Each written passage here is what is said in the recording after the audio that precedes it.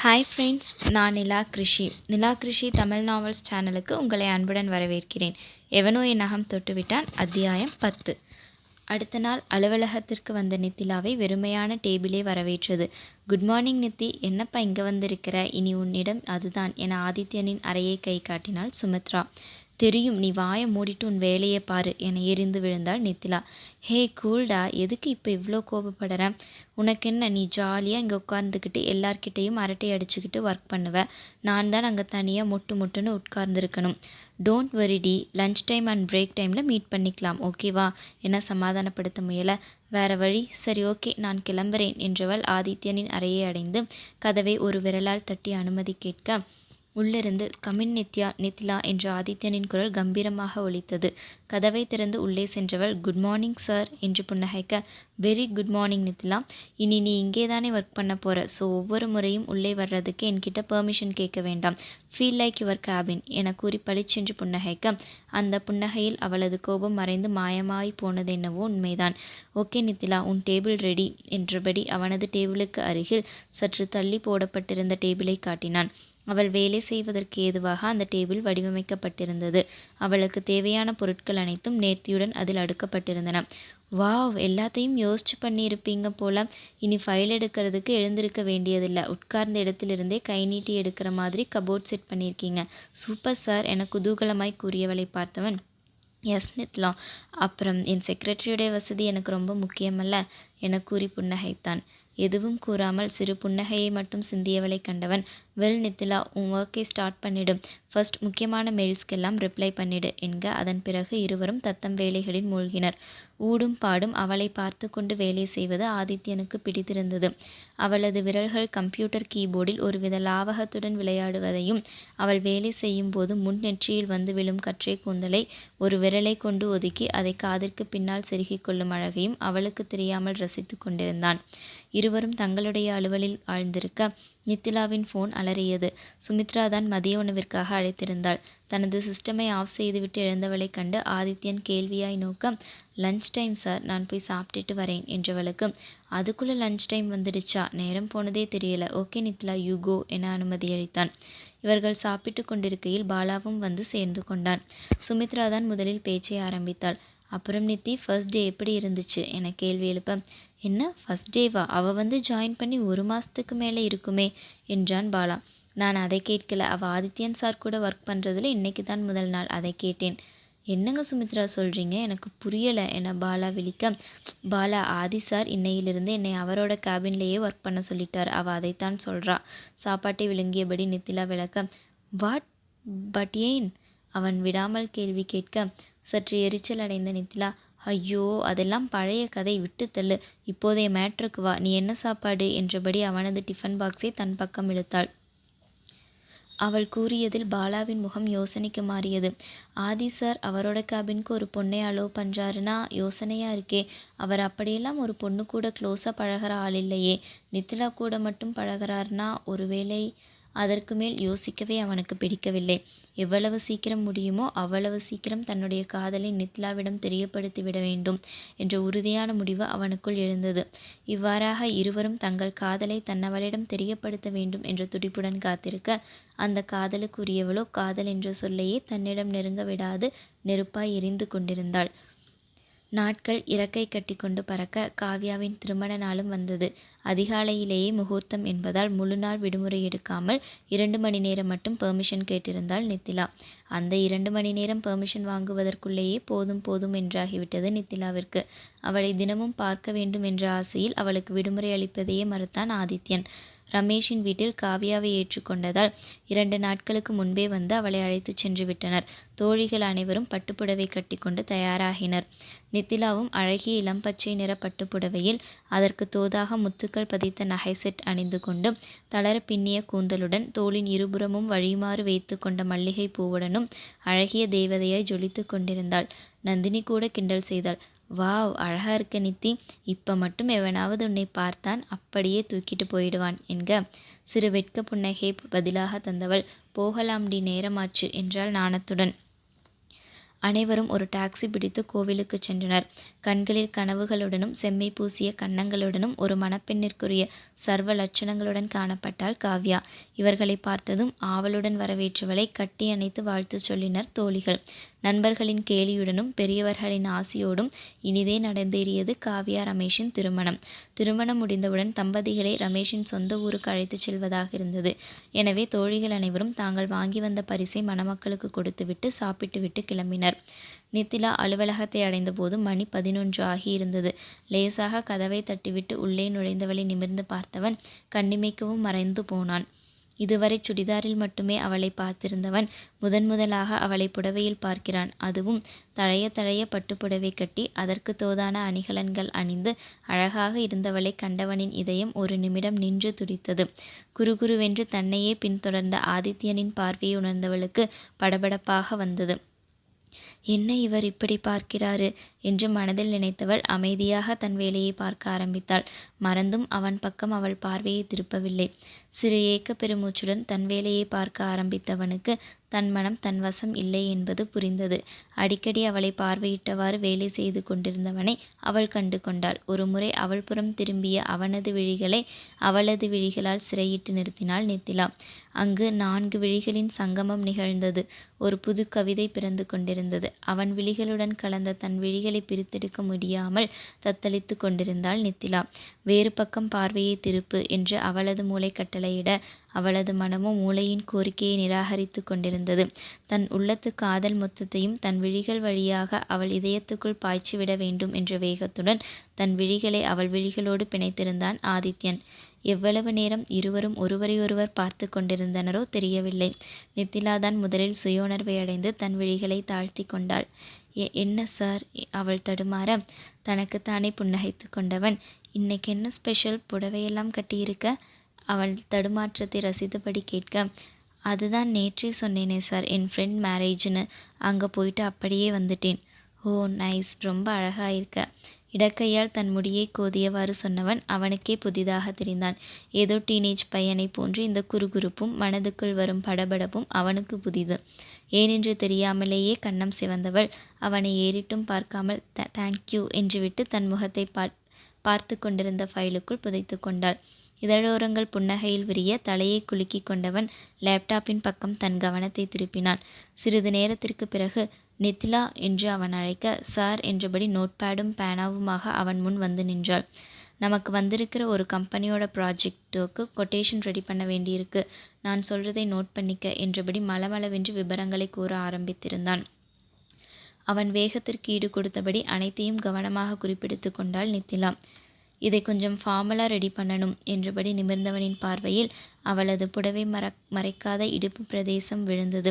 வளவளவென்று பளபளப்பாக இருந்த அந்த பகுதியிலிருந்து விழிகளை பிரித்தெடுக்க முடியாமல் கண்களை ஓடவிட்டவனின் பார்வையில் அவள் இடையில் இருந்த கருமச்சம் வந்து விழுந்தது. எங்கெல்லாம் மச்சத்தை வச்சிருக்கிறா பாரு என்று எண்ணியவனின் இதழ்களில் ரகசிய புன்னகை ஒன்று குடி வந்தது.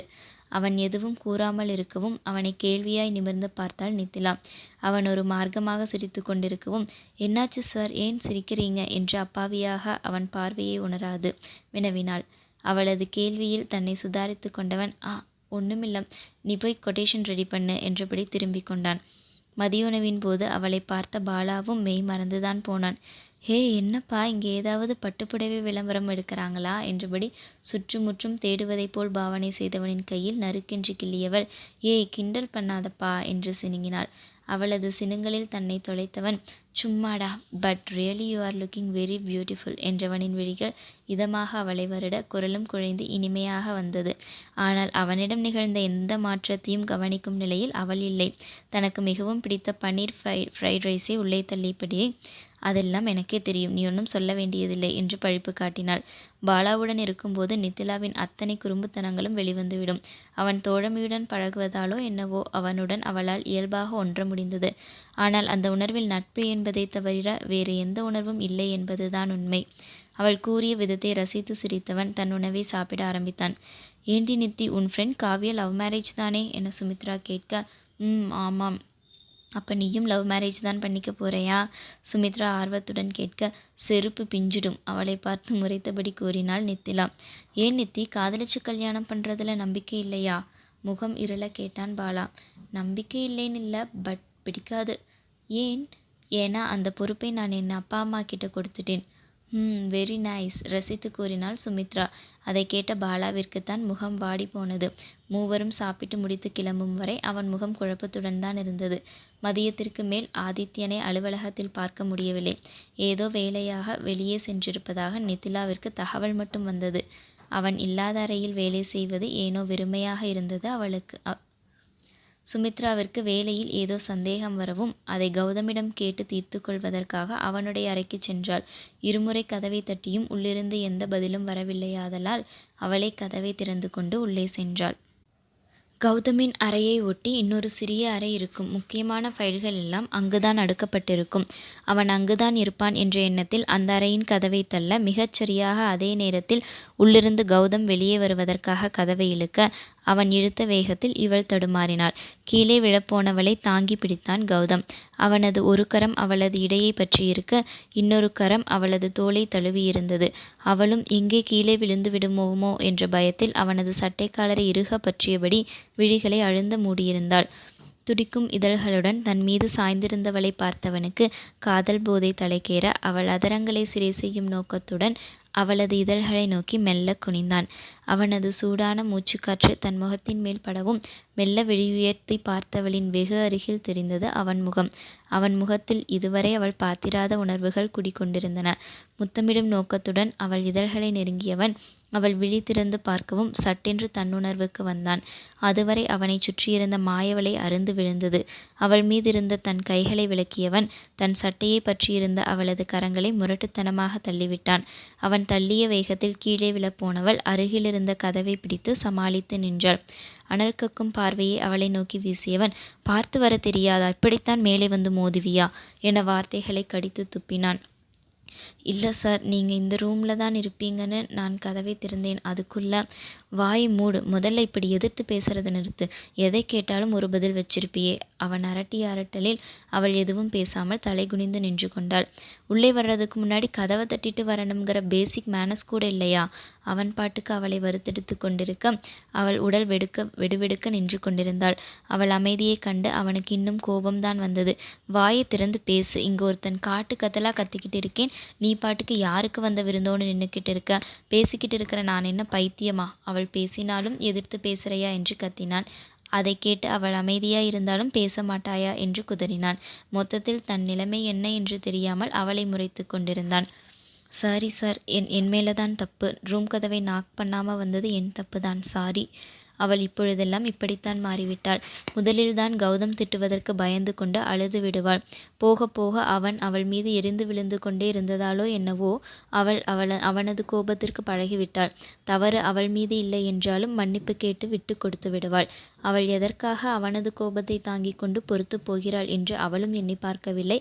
அவன் எதற்காக அவள் மீது உரிமையுடன் கோபித்துக் கொள்கிறான் என்பதை அவனும் யோசிக்கவில்லை. அவள் மன்னிப்பு கேட்கவும் அவனுக்கு என்னவோ போலாகிவிட்டது. ச்சே, இப்போ யார் மேலேயும் தப்பில்லை. நான் எதுக்கு தேவையில்லாமல் ரியாக்ட் பண்ணிக்கிட்டு இருக்கேன் என்று எண்ணியவன், சரி இப்போ எதுக்கு இங்கே வந்த என்று கேட்டபடி தன் இருக்கைக்கு சென்று அமர்ந்தான். பிறகு அவள் தன் சந்தேகங்களை கேட்டு தெளிவுபடுத்தி கொண்டு ஒரு நன்றியுடன் வெளியேறிவிட்டாள். அவள் சென்ற பிறகு யோசனையில் ஆழ்ந்தவனின் மனதில், இன்னும் கொஞ்ச நேரம் அவள் கண்ணை திறக்கலேனா நான் அவளை கிஸ் பண்ணியிருப்பேன். கடவுளே, என்ன காரியம் செய்ய இருந்தேன் என்று எண்ணமிட்டவனின் முகத்தில் அவளை முத்தமிட முடியாத ஏமாற்றம் படிந்தது என்னவோ உண்மைதான். அவளை முத்தமிட முடியாத ஏக்கத்தில்தான் அவன் அவளை கண்டபடி திட்டியது என்ற உண்மையை அவனது மனசாட்சி அவனுக்கு வெட்ட வெளிச்சமாக்க, ஆனால் அவனது மூளையோ அதை ஏற்றுக்கொள்ள மறுத்து சண்டித்தனம் செய்தது. பார்ப்போம். காதலுக்கு முன் எந்த மனிதனின் மூளையும் வேலை செய்யாது. காதல் தேவனின் முன் காதல் கொண்ட மனது மண்டியிட்டுத்தான் ஆக வேண்டும் என்பதை அவனது அறிவே அவனுக்கு உணர்த்தும் காலம் வரும். அகம் தொட வருவான். அத்தியாயம் 11. அன்று ஞாயிற்றுக்கிழமை. காலையிலேயே எழுந்து ஜாகிங் போய்விட்டு வந்து தனது அறையில் உடற்பயிற்சி செய்து கொண்டிருந்தான் ஆதித்யன். அவனது அறையே ஒரு மாளிகையைப் போல் பிரம்மாண்டமாக இருக்கும். உள்ளே நுழைந்ததுமே வரவேற்பறை இருக்கும். அதற்கு அடுத்து அவனுடைய அலுவலக அறை. இரவு நேரங்களில் நீண்ட நேரம் வேலை பார்க்க வேண்டிய சமயங்களில் அவன் அங்குதான் அமர்ந்து வேலை பார்ப்பான். அங்கிருந்து உள்ளே நுழைந்தால் படுக்கையறை மற்ற 2 அறைகளை விடவும் பெரியது. இடது பக்கம் குளியல் அறையுடன் உடைமாற்றும் அறையும் இருக்க, மேலே அறையில் இருந்தபடியே கீழே இருக்கும் தோட்டத்தில் பூத்து குலுங்கும் வண்ண மலர்களை பார்த்து ரசிக்கும்படி பால்கனி அமைக்கப்பட்டிருக்கும். படுக்கை அறையிலிருந்து இன்னொரு அறைக்கு ஒரு கதவு போகும். அந்த அறையில் அவன் உடற்பயிற்சி செய்வதற்கு ஏதுவாக உடற்பயிற்சி சாதனங்கள் வைக்கப்பட்டிருந்தது. அந்த அறையில் வியர்க்க விறுவிறுக்க உடற்பயிற்சி செய்து கொண்டிருந்தவனை அவனது தாத்தா பாட்டியின் குரல் கலைத்தது. குட் மார்னிங் மை பாய், உற்சாகமாக அழைத்து கொண்டு வந்தார் அவனுடைய தாத்தா. ஆதித்யனுக்கு அவனுடைய தாத்தா பாட்டி என்றால் மிகவும் பிரியம். இந்த வயதிலும் உற்சாகமாக ஆர்ப்பரிப்புடன் வாழ்க்கையை அவர்கள் எதிர்கொள்வதை அவன் மிகவும் ரசிப்பான். அவர்களிடத்தில் அவனை ஈர்த்த மற்றொரு விஷயம் அவர்களுடைய காதல். முதுமை அடைந்து நரைகள் எய்தியிருந்தாலும் இருவரும் ஒருவர் மேல் ஒருவர் காதலை பொழிந்து கொண்டிருப்பர். இருவரையும் ஒரு கண நேரம் கூட தனியாக பார்க்க முடியாது. காதல் பறவைகளைப் போல் எப்போதும் ஒன்றாகவே சுற்றி கொண்டிருப்பர். தன்னுடைய தாத்தா பாட்டியைப் போல் தானும் தன் மனைவியும் வாழ வேண்டும். தன்னவளை காதல் சிம்மாசனத்தில் ஏற்றி வைத்து வாழ்நாள் முழுவதும் கீழே இறக்கிவிடாமல் பாதுகாக்க வேண்டும் என்ற எண்ணம் அவனது மனதில் வேரூன்றியிருந்தது. அன்றும் இருவரும் ஜோடி போட்டு கொண்டுதான் அவனுடைய அறைக்கு வந்திருந்தனர். குட் மார்னிங் மை டியர்ஸ், எப்போ பார்த்தாலும் 2 காதல் கிளிகளும் ஒன்னாத்தான் சிறகடிச்சுக்கிட்டு இருப்பீங்களா? ஆதித்யன் கிண்டலாக கேட்க, நல்லா கேளுப்பா உன் தாத்தாவை, எப்போ பாரு ஒட்டுப்புல் மாதிரி என் கூட ஒட்டிக்கிட்டே திரியறாரு என்று அவன் பாட்டி பொய்யாக அழுத்து கொள்ள, கமலு என் செல்லம், நீயே இப்படி சொல்லலாமா என்று வருத்தப்படுவதைப் போல் நடித்தவர், உன்னை நீங்கி நான் எங்கே செல்வது என்று பாட்டு பாட ஆரம்பித்து விட்டார்.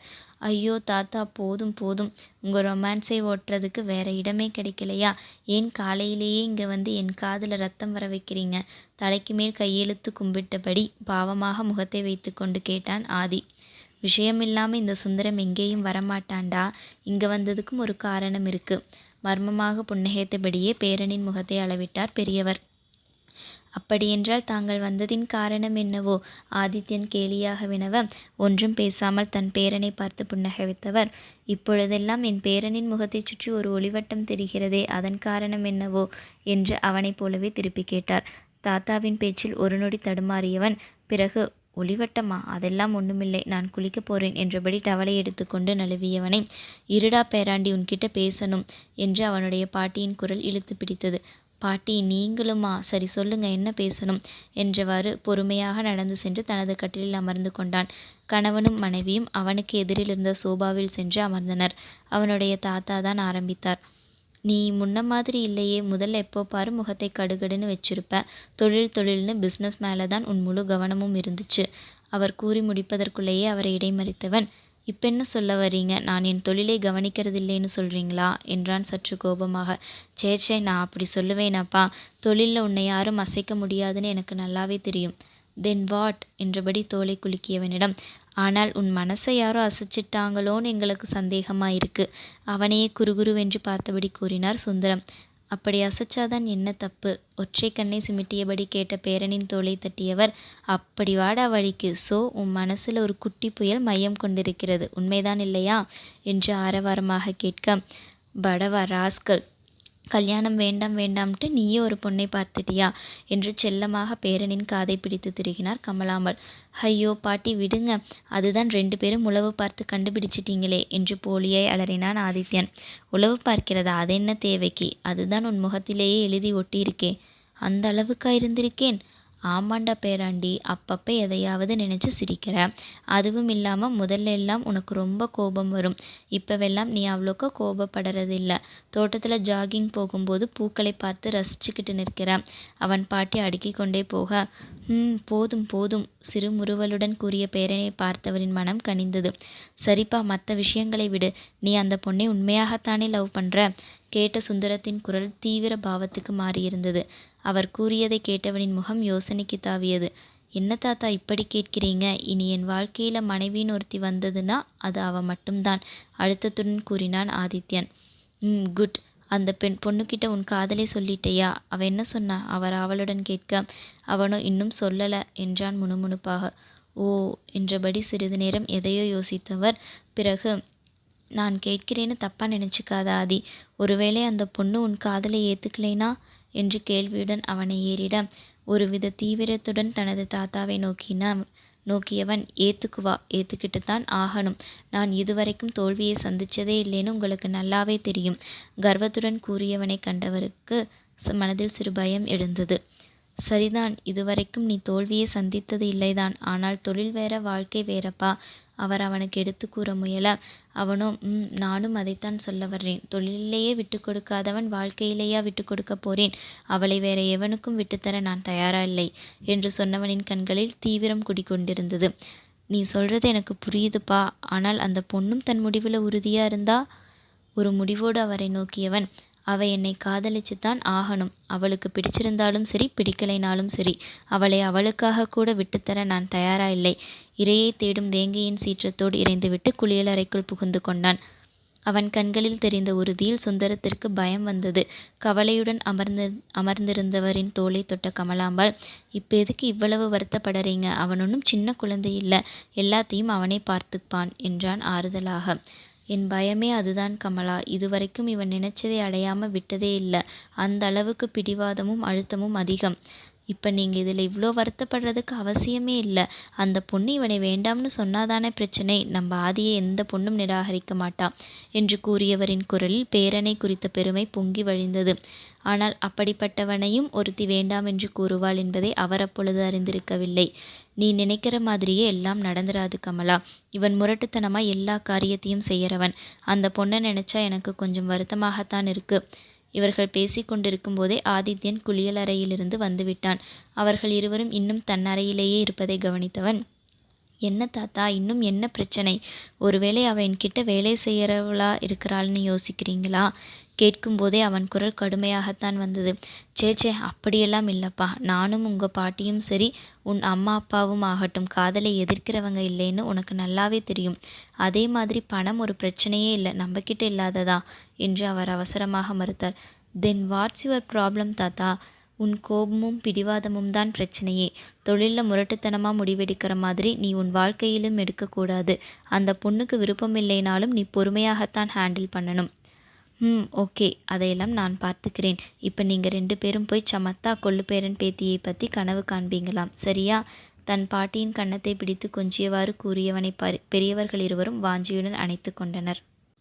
ஆதித்யா கன்ஸ்ட்ரக்ஷன்ஸ் காலை நேர பரபரப்பில் இயந்திர கதியாய் இயங்கிக் கொண்டிருந்தது. 4 ஆண்கள் பின்தொடர அவர்களுக்கு மளமளவென்று கட்டளைகளை பிறப்பித்தவாறு கம்பீரமாக உள்ளே நுழைந்தான் ஆதித்யன். அவன் நுழைந்ததும் அலுவலகத்தில் சட்டென்று நிசப்தம் நிலவியது. அனைவரும் கூறிய குட் மார்னிங்கை சிறு தலையசைப்புடன் ஏற்றவாறு தனது அறைக்குள் நுழைந்தான். இதை அனைத்தையும் சுமித்ராவின் அருகில் அமர்ந்து பேசிக் கொண்டிருந்த நித்திலா இமை கொட்டாமல் பார்த்து கொண்டிருந்தாள். என்ன கம்பீரம் என்று மனதிற்குள் அவளை ரசித்து கொண்டிருந்தவள், ஆனால் அதை வெளிக்காட்டி கொள்ளாமல் சுமித்ராவிடம், அடடா, அப்படியே பாட்ஷான்னு தீம் மியூசிக் போடலாம் போல இருக்கு என்று கிண்டல் அடித்தாள். ஏய், கிண்டல் பண்ணாதடி, அவரை நடந்து வர்றது எவ்வளவு கம்பீரமா இருக்கு தெரியுமா என்று சுமித்ரா அவள் கூறியதை மறுக்க, அவளை சந்தேகமாக பார்த்தவள், என்னடி ட்ரெயின் ட்ராக் மாறுது என்றாள் கேள்வியாக. என்ன ட்ரெயின், என்ன ட்ராக்?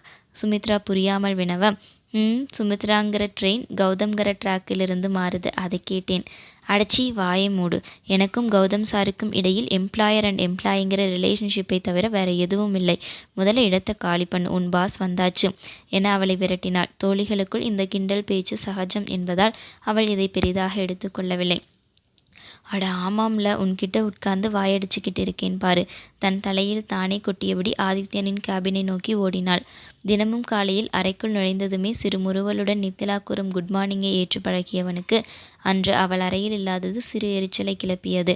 காலையிலேயே எங்கே போனா என்று எண்ணமிட்டபடி அவன் தன் இருக்கையில் அமரவும் நித்திலா உள்ளே வரவும் சரியாக இருந்தது. குட் மார்னிங் சார் என்றவளை நிமிர்ந்து பார்த்தவன் முறைக்க ஆரம்பித்தான். வேலையை பார்க்காம எங்கே போயிருந்த? சிறு முகச்சொலிப்புடன் கேட்க, சாரி சார், ஒர்க் எதுவும் அதிகமாக இல்லை, அதுவும் நீங்களும் இல்லாததுனால வெளியே போயிட்டேன், சாரி சார் தலை குனிந்தபடி பதிலளித்தவளை பார்த்தவன், லுக் நித்திலா, ஒர்க் குறைவாக இருக்கோ இல்லை அதிகமாக இருக்கோ அது மேட்டர் இல்லை. ஒர்க்கிங் ஹார்ஸில் நீ என் கேபினில் தான் இருந்தாகணும், புரியுதா? காலையில் கண் விழித்ததுமே ஆதித்யனுக்கு அவள் முகம்தான் மனதில் தோன்றும். அவளை பார்க்கும் ஆசையில் ஆவலுடன் கிளம்பி வருபவனை அவள் இல்லாத வெறுமையான அறை வரவேற்றால் அவனுக்கு எப்படி இருக்கும்? அது தந்த கடுப்பில்தான் அவளிடம் உத்தரவு போட்டு கொண்டிருந்தான். அவனின் நிபந்தனையில் அவளுக்கு சிறு கோபம் எட்டி பார்த்தது. ஆமா, வேலை இல்லைனாலும் நான் இந்த ரூமுக்குள்ள தனியா கொட்டு கொட்டுன்னு உட்கார்ந்திருக்கணும். சொல்றதுக்கு என்ன வேணும்னாலும் சொல்லலாம் என்று மனதுக்குள் கரித்து கொட்டியவள் வெளியே, ஓகே சார், இனி பிரேக் டைம் தவிர மற்ற டைம்ல வெளியே போக மாட்டேன். தனது உதட்டை சுழித்தபடி சிறு கடுப்புடன் கூறிவிட்டு தனது இருக்கைக்கு சென்று அமர்ந்தாள். அவள் கூறிய விதத்திலிருந்தே அவள் கோபமாக இருக்கிறாள் என்பதை புரிந்து கொண்டவன் மனதிற்குள், பாருடா என் பேபிக்கு எவ்வளோ கோபம் வருதுன்னு. இருடி, எல்லாம் கொஞ்ச நாளைக்குத்தான். நான் என் லவ்வை சொன்னதுக்கப்புறம் இப்படி கோபத்தில் உதட்ட சுழிச்சிட்டு போ, அப்போ வச்சுக்கிறேன் என்று அவளை செல்லமாக திட்டிக் கொண்டான். அதன் பிறகு இருவரும் மௌனமாகவே தங்களது வேலைகளை பார்த்து கொண்டிருந்தனர். ஆதித்யனின் மொபைல் அடிக்கவும் அதை எடுத்து பேசி கொண்டிருந்தான். போனில் பேசியபடியே அவன் அடிக்கடி தன் சிகையை கோதிக்கொள்வதையும் சில சமயம் ஒற்றை விரலால் தன் இடது புருவத்தை நிமிண்டியபடி அவன் யோசிப்பதையும் ஓரக்கண்ணால் பார்த்து கொண்டிருந்தாள். இல்லை இல்லை, ரசித்து கொண்டிருந்தாள். இவன் ஏதோ கூறவும் அதற்கு மறுமுனையில் என்ன கூறப்பட்டதோ தெரியவில்லை. இவன் கடகடவென்று சிரித்தான். வாய்விட்டு பல்வரிசை தெரிய புன்னகைத்தவனை பார்த்தவளின் மனம் அவளையும் மீறி அவன்பால் மயங்கியது. ஒரு ஆண்மகனால் இவ்வளவு அழகா சிரிக்க முடியுமா? அசடு வழியாமல் அதே சமயம் கம்பீரமான சிரிப்பு. நீயும் என் கூட சேர்ந்து சிரியேன் என்று எதிரில் இருப்பவர்களையும் மயக்கும் வசீகரமான சிரிப்பு. மனதிற்குள் எண்ணமிட்டபடி அவனையே வைத்த கண் வாங்காமல் பார்த்து கொண்டிருந்தாள். அவள் இமை கொட்டாமல் தன்னையே பார்ப்பதை கண்டு கொண்டவன் போனை அணைத்துவிட்டு அவளை பார்த்து தன் ஒற்றை புருவத்து மட்டும் உயர்த்தி என்ன என்று கேட்க, அவன் செய்கையில் சுய நினைவுக்கு வந்தவள் ஒண்ணுமில்ல என்று தடுமாறியபடி திரும்பிக் கொண்டாள். நித்திலா ஒன்றும் ஆண்களை ஏறெடுத்தும் பார்க்காதவளில்லை. அழகான ஆண்களை பார்த்தால் சைட் அடிப்பதுண்டு. ஆனால் அதையும் ஒரு எல்லைக்கு மேல் போகாமல் பார்த்து கொள்வாள். அதில் எந்த ஒரு ஆணும் இதுவரை அவளை பாதித்ததில்லை. தோழிகளுடன் சேர்ந்து சைட் அடித்த மறுநிமிடமே அதை மறந்தும் போய்விடுவாள். ஆனால் ஆதித்யனை பார்க்கும்போது வரும் இந்த தடுமாற்றம் புதிது. அவனை நேருக்கு நேர் கண்ணை பார்த்து பேச முடியாமல் தவிக்கும் தவிப்பு புதிது. அன்று புடவை கட்டி கொண்டு வந்த நாளன்று அவன் பார்த்த பார்வைக்கு என்ன அர்த்தம் என்று அவள் அதன் பிறகு வந்த பல இரவுகளில் யோசித்திருக்கிறாள். இதோ இப்பொழுது கூட ஏற்படும் இந்த தயக்கமும் தடுமாற்றமும் எதனால் என்ற கேள்வியும் அவள் மனதில் எழாமலில்லை. ஆனால் அவை அனைத்தும் அவனுடன் ஒரே அறையில் வேலை செய்வதால் இருக்கும். கொஞ்சம் பழகினால் சரியாகிவிடும் என்று தவறாக காரணத்தை ஊகித்து கொண்டாள். அவள் படக்கென்று திரும்பிக் கொண்டதில் வாய்விட்டு சத்தமாக சிரித்தவன், சோ என்ன மார்க் என்று கேட்க, என்ன என்ன மார்க் எனக்கு புரியல. அவள் தடுமாற, இவ்வளவு நேரம் என்னை வெச்ச கண்ணு வாங்காம பார்த்துக்கிட்டு இருந்தியே, அதுதான் எனக்கு என்ன மார்க் போட்டாயின்னு கேட்டேன். எப்படி, பாஸ் ஆகிட்டேனா? இதழ்கள் புன்னகையில் விரிய கண்ணோரங்கள் செல்லமாக சுருங்கியபடி கேட்டான். ஓ, அதெல்லாம் என்றபடி ஏதோ சொல்ல வந்தவள் பிறகு தன்னை சமாளித்து கொண்டு, நான் ஒன்றும் வேணும்னே பார்க்கல, நீங்க கூப்பிட்ட மாதிரி இருந்துச்சுன்னு தான் பார்த்தேன். பொய் என்று தெரிந்தும் அசால்ட்டாக கூறினாள். அப்படியா, நம்பிட்டேன். அவன் உதடுகள் கேலியாக வளைந்த விதமே அவள் கூறியதை நம்பவில்லை என்பதை தெளிவாக எடுத்துரைத்தது. இருந்தும் அவனை கண்டு கொள்ளாமல் வேலை செய்வது போல் திரும்பிக் கொண்டாள். மதியம் மூவரும் சாப்பாடு கொண்டு வரவில்லை. கேன்டீனில் சாப்பிட்டு கொள்ளலாம் என்று பேசி வைத்திருந்தனர். பாலா வேலை காரணமாக அவனுடைய பிரிவிலிருந்து வருவதற்கு லேட் ஆகிவிட்டது. வரும்போதே சாரி ஃப்ரெண்ட்ஸ், கொஞ்சம் லேட் ஆகிடுச்சு என்று மன்னிப்பு கேட்டபடியே வந்தான். உனக்காக எவ்வளவு நேரம்தான் வெயிட் பண்ணுறது? நித்திலா கோபத்துடன் முறைக்க, சரி சரி கோபப்படாத, கொஞ்சம் ஒர்க், அதுதான் லேட் ஆகிடுச்சு என்று சமாதானப்படுத்தி கொண்டிருக்க, அட உங்கள் சண்டையை அப்புறம் வச்சுக்கோங்க, இப்போ எனக்கு பசிக்குதுப்பா, என்ன ஆர்டர் பண்ணலாம்னு சொல்லுங்க. சுமித்ரா இடையே புகுந்து கேள்வி கேட்கவும் தான் இருவரும் அமைதியாகினர். இங்கே நம்ம கேன்டீனில் வேண்டாம் சுமித்ரா, பக்கத்தில் ஒரு ரெஸ்டாரண்ட் இருக்கு, அங்கே போய் சாப்பிடலாம் என்று பாலா யோசனை கூற, அதெல்லாம் வேண்டாம், ஏற்கனவே 1/2 மணி நேரம் ஓடிடுச்சு, இதில் வெளியே போயிட்டு வந்தோம்னா இன்னும் 1 மணி நேரம் ஓடிடும், ரொம்ப லேட் ஆகிடும், இங்கேயே ஏதாச்சும் சாப்பிடுவோம் என்று நித்திலா மறுத்தாள். கமான் நித்தி, என்ன ஒரு 1/2 மணி நேரம் அதிகமாக ஆகுமா? ஆதி சார் கிட்ட சாப்பிட போனேன்னு சொல்லிக்க, ஒன்றும் சொல்ல மாட்டாரு. பாலா அவளை சரிக்கட்ட முயல, சுமித்ராவும் ஆமாண்டி போயிட்டு வந்துடலாம், நானும் அந்த ரெஸ்டாரண்ட்டுக்கு போகணும்னு ரொம்ப நாளாக நினச்சிக்கிட்டு இருந்தேன் என்று வற்புறுத்த, நோ, நான் வரமாட்டேன், இன்னைக்கு காலையில் தான் ஆதி சார் கிட்ட திட்டு வாங்கினேன், மறுபடியும் வாங்கி கட்டிக்க நான் தயாரா இல்லப்பா, இன்னொரு நாளைக்கு போய்க்கலாம், இன்னைக்கு இங்கேயே சாப்பிடலாம் என்று உறுதியாக மறுத்தாள். பாலா எவ்வளவோ வற்புறுத்தியும் பிடிவாதமாக மறுத்துவிட்டாள் நித்திலா. அவளுடைய பிடிவாதத்தில் அவனுக்கு சிறு ஏமாற்றம் வந்தது. அவளை அந்த ரெஸ்டாரண்ட்டிற்கு அழைத்துச் சென்று சிறிது நேரம் அவளுடன் தனியாக பேசி கொண்டிருக்கலாம் என்று நினைத்து வந்தவனுக்கு அவள் மறுத்தது ஏமாற்றத்தை தந்தது. சரி, இன்னொரு நாளைக்கு பார்த்து கொள்ளலாம் என்று தன் மனதை தேற்றிக்கொண்டான். அதன் பிறகு மூவரும் அங்கேயே சாப்பிட்டுவிட்டு கிளம்பிச் சென்றனர். மாலை நந்தினி அறைக்குள் நுழையும் போது நித்திலா படுத்தபடி கையில் ஒரு நாவலை வைத்து படித்து கொண்டிருந்தாள். என்னடி இது, உலகமகா அதிசயமாக இருக்கு. வழக்கமாக நான் ஆஃபீஸ்லேருந்து வரும்போது நீ உங்கள் அம்மா அப்பா கிட்ட ஃபோனில் கொஞ்சிக்கிட்டு இருப்ப. இன்னைக்கு என்ன புக் படிச்சுக்கிட்டு இருக்க என்று கிண்டல் அடித்தாள் நந்தினி. அம்மாவுக்கு கால் பண்ணினேன், ஃபுல் ரிங் போய் கட் ஆகிடுச்சு. அதுதான் புக் எடுத்து வச்சு உட்கார்ந்துட்டேன். அதுதானே பார்த்தேன். பாய் ஃப்ரெண்டோட கடலை போட வேண்டிய வயசில் அம்மா அப்பாவோட மணிக்கணக்காக ஃபோனில் கொஞ்சிக்கிட்டு இருக்கிற ஆள் நீயாகத்தான் இருப்பேன். நான் என்னடி பண்ணட்டும்? இன்னைக்கு நாள் எப்படி போச்சுன்னு அம்மா கிட்ட சொன்னாதான் எனக்கு தூக்கமே வருது. இரு கைகளையும் விரித்து தோலை குலுக்கியபடி சொன்னவளை பார்த்து தலையில் அடித்து கொண்டவள், உன்னையெல்லாம் திருத்தவே முடியாதுடி என்றபடி படுக்கையில் விழுந்தாள். ஏ பிசாசே, எத்தனை முறை சொல்லியிருக்கேன், வெளியே போயிட்டு வந்த உடனே இப்படி பெட்ல படுக்காதேன்னு. உன்மேல் இருக்கிற அழுக்கெல்லாம் என் பெட்ல ஒட்டிக்கும். எழுந்துருடி. அவள் கையை பிடித்து இழுத்தபடியே கத்தி கொண்டிருந்தாள் நித்திலா. குரங்கே, ஒரு மனுஷிய கொஞ்ச நேரம் படுக்க விடுறியா? இப்பவே உனக்கு ஒரு சாபம் தர்றேன். உனக்கு வரப்போற புருஷன் தினமும் ஆஃபீஸ்லேருந்து வந்தவுடனே குளிக்காம ட்ரெஸ் கூட சேஞ்ச் பண்ணாம உன்னை கட்டி பிடிச்சு முத்தம் கொடுக்கணும். அவள் தலையில் ஆசிர்வதிப்பது போல் கை வைத்தபடி நந்தினி கூற, அவள் செய்கையை பார்த்து தன் தலையிலேயே அடித்து கொண்ட நித்திலா, அதெல்லாம் நடக்கிறப்ப பார்த்துக்கலாம். இப்போ நீ போய் குளிச்சு தொலை. அவள் முதுகில் வைத்து பாத்ரூமுக்குள் தள்ளிவிட்டாள். எதையோ முணுமுணுத்தபடியே நந்தினி உள்ளே செல்ல நித்திலாவின் ஃபோன் அலறியது. அவளுடைய அம்மாதான் அழைத்திருந்தார். ஃபோனை எடுத்தவுடனேயே, எங்கேம்மா போயிருந்தீங்க? எத்தனை டைம் தான் ஃபோன் பண்ணுறது என்று கடிந்து கொண்டாள். கோவிலுக்கு போயிருந்தேன்டா. அப்புறம் இன்னைக்கு நாள் எப்படி போச்சு? எப்பவும் போல நல்லாதாம்மா போச்சு என்று ஆரம்பித்தவள் அன்று கேன்டீனில் சாப்பிட்டதிலிருந்து மாலை எந்த பஸ்ஸில் வந்தாள் என்பது வரை கூறிவிட்டுத்தான் ஓய்ந்தாள். அதன் பிறகும் அவள் இல்லாத போது பக்கத்து வீட்டில் என்ன நடந்தது, அப்பா என்ன செய்கிறார் என்பது வரை கேட்டுவிட்டுத்தான் போனை வைத்தாள். இதை அனைத்தையும் கூறியவள் ஆதித்யனின் பார்வையை பற்றியோ அந்த பார்வையால் தனக்குள் ஏற்படும் தடுமாற்றத்தை பற்றியோ கூற மறந்துவிட்டாளோ இல்லை மறுத்து விட்டாளோ தெரியவில்லை. அதை ஏன் தன் அம்மாவிடம் கூறவில்லை என்பதை அவள் ஒரு கணம் யோசித்திருந்தாலும் போதும். தன் மனதை பற்றி அவள் தெரிந்து கொண்டிருக்கலாம். ஒரு சில மென்மையான விஷயங்களை தாயிடம் கூட பகிர்ந்து கொள்ள மனம் வராது. அப்படிப்பட்ட விஷயங்களில் இந்த விஷயமும் ஒன்று என்பதை வசதியாய் மறந்து போனால் அந்த பேதை அகம் தொட வருவான்.